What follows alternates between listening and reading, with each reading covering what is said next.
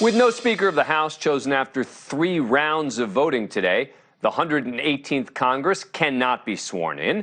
And of course, that includes George Santos, who will be representing New York's 3rd District. Now, most incoming members of Congress would kill for the sort of attention that Santos has been getting at today's scheduled swearing in. But then again, the sort of attention that Santos continues to receive isn't exactly helpful. And the latest bit doesn't even relate to his lies about his background, his family, his religion. It's related to Santos charging to attend a celebration of his Capitol Hill swearing in. And of course, inquiring minds want to know, who would be paying for this privilege? But first, here he is arriving at his new office on Capitol Hill this morning.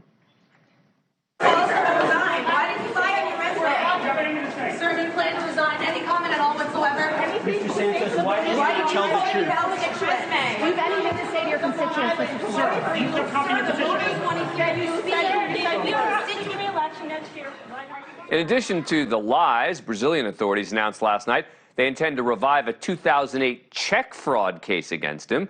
Plus, there's still the remaining issue of exactly how he amassed the multi-million-dollar fortune sometime between his 2020 losing bid for Congress and his 2022 winning bid, which he personally lent his own campaign over $700,000. It seems the smart thing to do would have been to get sworn in as under the radar as possible, quietly get to work. Apparently that would not be the George Santos the country has gotten to not really know. So while there are both federal and local investigations into Santos's deceptions, now add another possible investigation based on this offer sent to his supporters leading up to today. You're cordially invited to the swearing-in celebrations of Congressman-elect George Santos.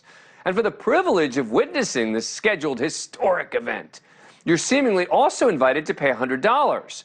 Or you could be a VIP for $500. And that was slated to include a round-trip bus ride from New York to D.C., a luncheon, swearing-in ceremony, and a, quote, Team Santos tour of the Capitol grounds.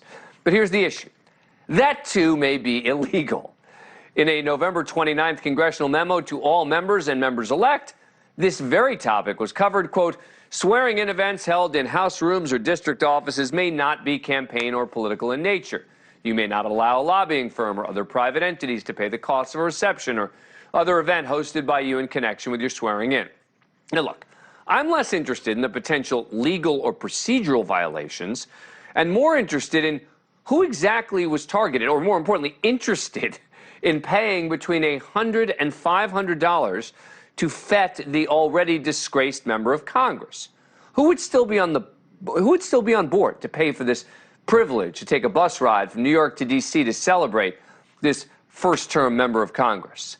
Let's bring in Newsday's Mark Chiusano, who has been covering the story from the start, most recently with the article, Santos Wants a Donation to Watch Him Take the Congressional Oath. Thanks very much for joining us. Appreciate it. All right, so what do we know about this offer? Did people take him up on it? $500 for a 4+ hour bus ride from New York to D.C. with the luncheon, et cetera. Where does all this stand?